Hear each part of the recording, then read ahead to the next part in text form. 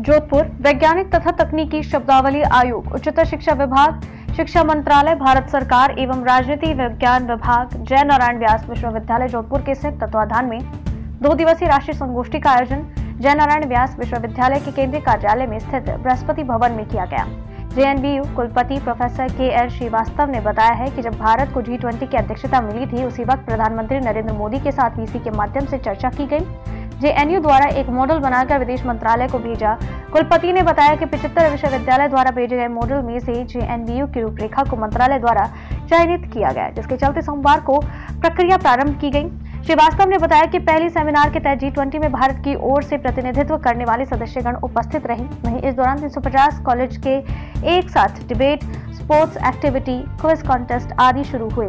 KL. Srivastava ने बताया कि 18 तारीख को इन सभी एक्टिविटीज का रिव्यू किया जाएगा। इसके बाद एक रिपोर्ट मंत्रालय को सबमिट होगी।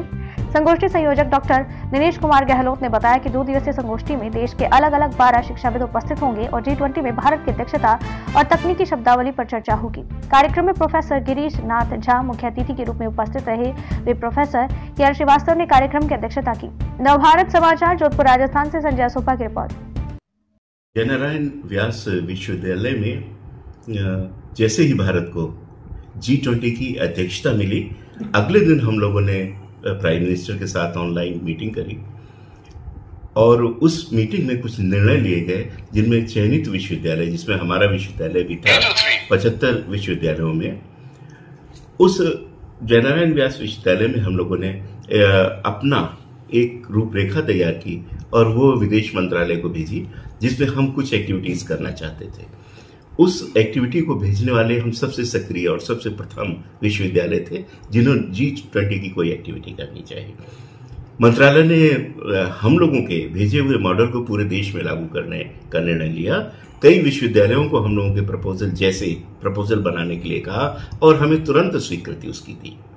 ये प्रक्रिया आज से यहाँ लागू हो रही है। उस क्रम में सबसे पहली सेमिनार यहाँ आज G20 के प्लेटफॉर्म से हम लोग कर रहे हैं, जिसमें वैज्ञानिक और तकनीकी शब्दावली आयोग की सेमिनार G20 के माध्यम से राजस्थान विभाग उसको ऑर्गेनाइज कर रहा है, जिसमें राजनीति विज्ञान विभाग का विशेष योगदान है।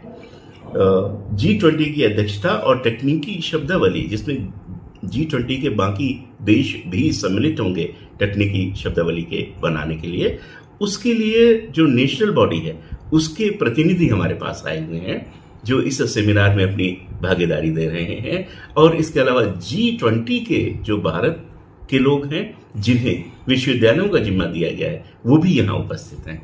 इसमें कई सारे जो है भाषण डेलिब्रेट कर रहे हैं लोग अपनी विद्वता के आधार पे, कई सारे सजेशंस दिए जा रहे हैं। और इसी के समानांतर, इस सेमिनार के समानांतर जो हमने बाकी कार्यक्रम शुरू करे हैं, वो 350 कॉलेजेस में विभिन्न वाद विवाद प्रतियोगिताएं, विभिन्न क्विज, विभिन्न स्पोर्ट्स की एक्टिविटीज एक साथ हम लोगों ने शुरू करी हैं।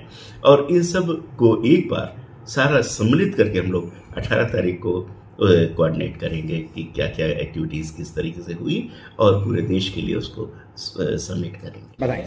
भारत सरकार के उच्चतर शिक्षा विभाग के अधीन वैज्ञानिक और तकनीकी शब्दावली आयोग तथा जय नारायण व्यास विश्वविद्यालय जोधपुर के राजनीति विज्ञान विभाग दोनों के संयुक्त तत्वाधान में ये 2 दिवसीय राष्ट्रीय संगोष्ठी का आयोजन किया जा रहा है। G20 की अध्यक्षता इस बार भारत को प्राप्त हुई है, तो G20 भारत की अध्यक्षता और इस संदर्भ में जो तकनीकी शब्द हैं उन पर 2 दिन चर्चा की जाएगी।